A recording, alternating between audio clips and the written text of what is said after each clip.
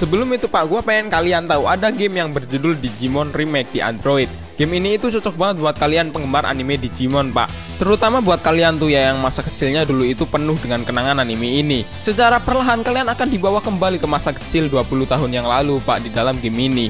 Lah, umur gua baru 15 tahun bang. Di game ini kalian bisa memilih Digimon sesuai dengan kesukaan kalian Pak, dan merawatnya sehingga level Digimon kalian itu bisa tinggi sekali. Banyak banget keseruan yang ada di game ini Pak. Kalian bisa battle menggunakan Digimon kalian, lu bisa menang champion dan mendapatkan honor, dan juga ada story-nya Pak di dalam game ini. Buat kalian yang tertarik dengan game ini, linknya gue sediakan di deskripsi video ini.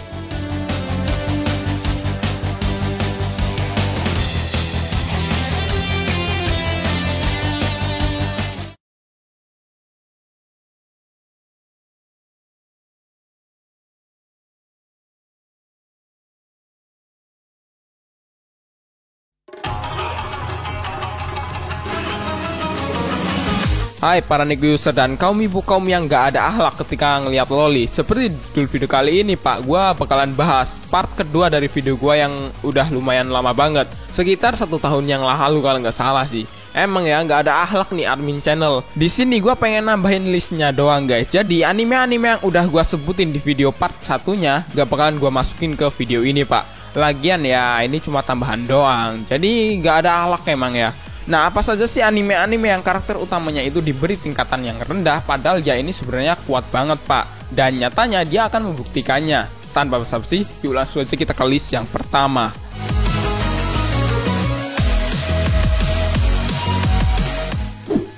Games Not the Animation. Bagaikan anime yang menggambarkan seorang penulis yang bakalan berperan dalam jalan cerita. Ya, dimana latar belakang di dalam anime ini adalah diciptakan oleh eksistensi yang disebut dengan storyteller. Sejak lahir, semua orang yang ada di dalam dunia ini dikaruniai sebuah buku yang bernama Book of Fate Pak, yang berisi pedoman hidup atau role dari lahir hingga akhir mereka hidup Pak. Intinya ya, kehidupan mereka itu udah diatur dalam buku ini. Semua berjalan dengan damai hingga pada akhirnya Pak Pico menyerang. Enggak. Ada seorang storyteller yang jahat yang mencoba untuk mengubah alur cerita dengan menebar teror-teror melalui monster-monster yang dia kirim. Yap, anime ini itu anime isekai Pak, dan dunianya lebih ke suasana negeri dongeng.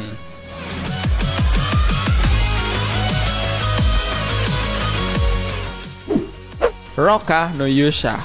Seperti di judulnya Pak, pahlawan yang pemberani. Emang karakter-karakter anime ini adalah seorang pahlawan yang hebat. Tentunya ada pahlawan, pasti dunianya itu fantasi isekai. Roka no Yusha bercerita tentang pertarungan antara manusia dan iblis, di mana para pahlawan yang dijuluki Brave of the Six Flowers doang Pak yang bisa mengalahkan Raja Iblis. Berlatar belakang di sebuah kerajaan suku Inka yang khas sekali tuh dengan bentuk bangunannya yang mirip piramida Pak, di mana piramida ini tuh sekaligus menjadi benteng utama manusia melawan iblis. Selain itu Pak, tentara manusia juga berpakaian seperti tentara suku Inka. Jika kalian ingat film Doraemon movie yang berjudul Nobita dan Legenda Raja Matahari, nah Pak, pakaian dan latar belakang Roka no Yusha itu mirip banget tuh dengan itu.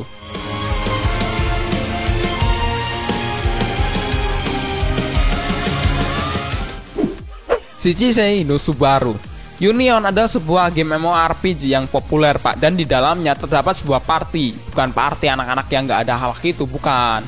Party ini lebih ke acara guild Pak. Kalau lu ngerti MMORPG pasti gak asing lah ya dengan party. Nah, party ini bernama Subaru Pak. Subaru ini anggotanya itu terdiri dari teman-teman masa kecil dan teman masa sekolahnya si karakter utama yang bernama Haruto. Karena ada kematian dengan game Union, maka game Union ditutup Pak, dan 6 tahun kemudian Union dibuka kembali dengan nama baru yaitu Reunion, di mana Haruto ini si karakter utama sebagai seorang player pemain lama di game Union dan sekaligus anggota bekas dari Subaru masuk ke dalam Reunion karena sebuah ajakan untuk bergabung Pak. Nah, ketika Haruto ini masuk ke dalam Reunion, dia ini bertemu tuh dengan teman masa kecilnya yang tadi gua udah bilang Pak. Lah, dia kok masih hidup? Jangan-jangan dia Pico.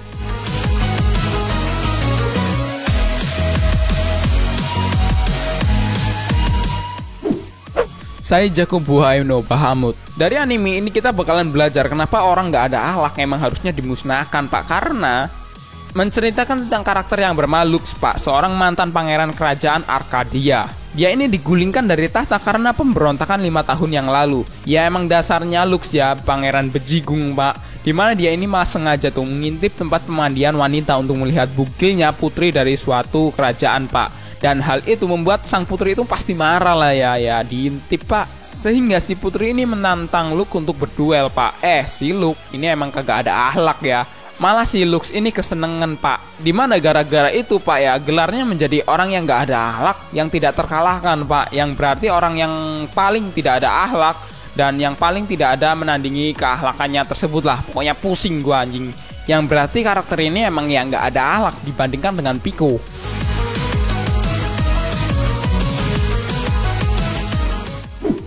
Chrome Cells Regions. Nggak tahu kenapa, nih anime semua karakternya itu orangnya nggak ada akhlak semua guys. Setelah diusir dari kota kelahirannya karena sikapnya yang nggak ada akhlak, karakter yang bernama Levon Alsev ini pindah ke kota untuk melupakan masa lalunya sebagai pasukan elit dan memulai kehidupan barunya yang sama sekali tidak ada hubungannya dengan pertempuran alias move on dari masa lalu.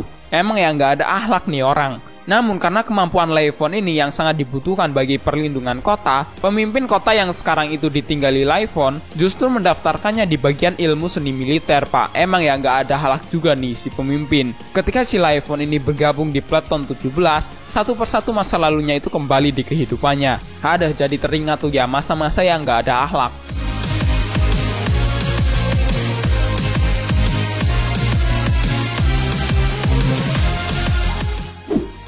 Black Ballad. Di masa depan pada tahun 2021, umat manusia ini hampir punah Pak karena serangan dari sebuah virus bernama Gastrea.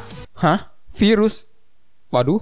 Efek virus ini bisa merubah manusia menjadi monster. Dimana sekaligus Pak karakter yang bernama Rentaro Satomi ini menyaksikan dengan matanya sendiri kengerian dari virus ini yang merubah orang-orang menjadi monster ketika dia ini masih kecil.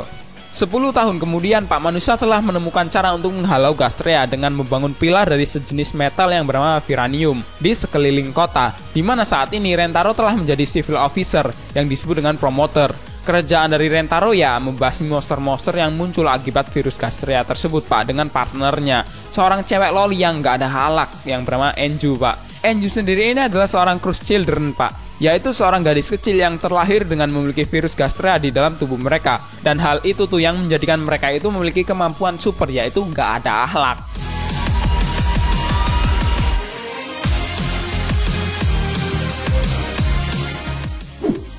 Classroom Crisis. Pernah mikir ada satu murid di kelas kalian, tapi setiap ada project kelas, dia cuma ngacauin doang kerjaannya. Ya mirip lah sama karakter anime ini Pak. Di masa depan di mana manusia sudah bisa melakukan perjalanan antar planet di tata surya Pak, di mana ada perusahaan yang bernama Mid Kirishina Corporation.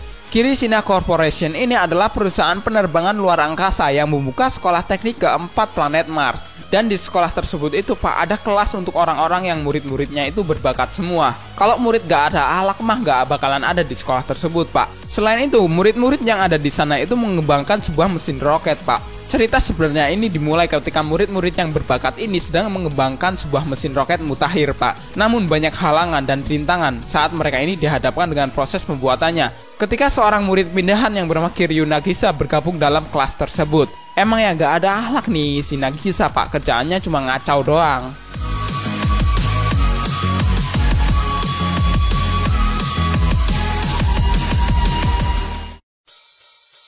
Nah itu aja Pak, tambahan-tambahan dari list gua kemarin. Anime-anime yang karakter utamanya itu ditingkatin di tingkatan yang rendah, padahal ya ini kuat Pak. Manakah anime-anime yang paling kalian favoritin? Atau kalian memiliki pendapat sendiri Pak? Tulis ya di kolom komentar.